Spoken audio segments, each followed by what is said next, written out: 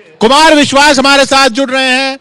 कुमार, जन्मदिन बहुत मुबारक हो आपको। और क्या जन्मदिन मनाया आपने? जी बहुत बहुत धन्यवाद। आज तो मंगलवार है और मैंने सुबह ही कहा कि मंगलम भगवान विष्णु।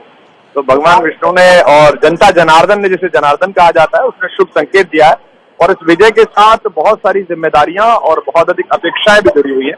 मुझे लगता है मैं आम आदमी पार्टी के सभी कार्यकर्ताओं से भी अनुरोध करता हूँ कि विजय की पहली सीढ़ी विनम्रता है, वो विनम्रता के साथ जनता के जनादेश को स्वीकार करें और उसकी अपेक्षाओं पर खड़े उतरने के लिए पार्टी और संगठन दोनों सन्नद्ध हो जाएं।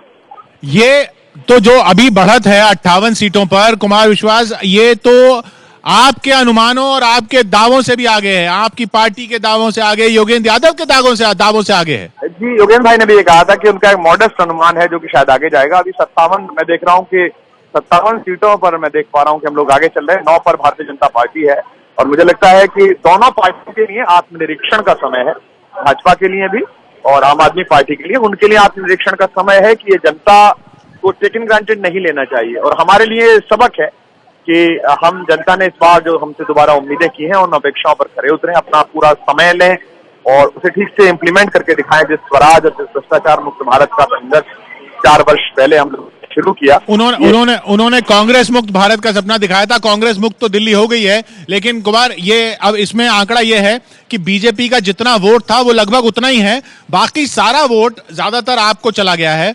इस वजह से आम आदमी पार्टी को इतनी बढ़त मिली है। तो ये अगर देश में मॉडल फॉलो होता है तो मोदी रथ रोका जा सकता है हर जगह, अगर सब लोग मिल जाएं, एक तरफ हो जाएं बीजेपी के खिलाफ।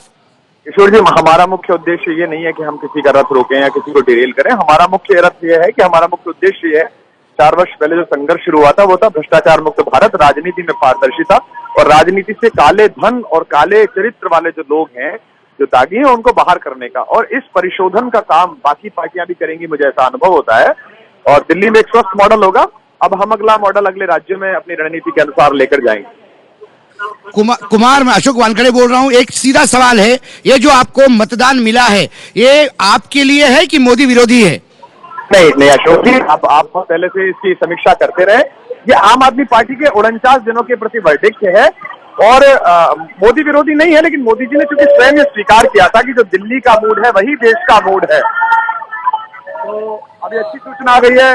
कृष्णानगर से हम लोग लगभग 1500 वोट से 60 सीटों पर आगे हो गए आप। कुमार विश्वास हमारे साथ बने हुए हैं 60 सीटों पर, 70 में से 60 पर आप आगे हैं जी।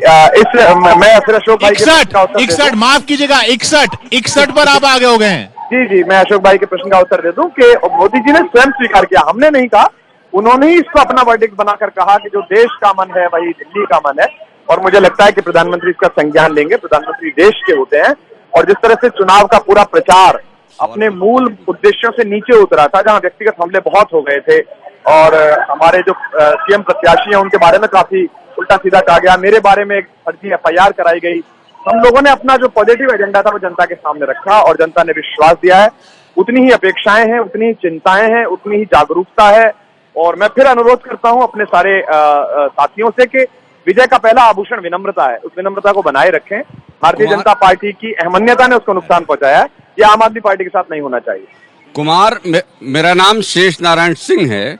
मैं ये पूछना चाहता हूँ कि अब तो सत्ता आ गई है और धमाकेदार तरीके से आ गई है, क्या जो सत्ता के साथ जुड़ा हुआ कार्यकर्ताओं का बदतमीजी युग प्रारंभ होता है वो होगा कि उस पर रोक लगाने का कोई प्रपोजल है? नहीं शेष नारायण जी, आपकी चिंताओं की तरह हमारी भी चिंता और हम उम्मीद है कि आप जैसे सजग लोग और सारे मीडिया हाउसेज जो हैं और तमाम लोग हमको जागृत करते रहेंगे, हम पर इंगित करते रहेंगे।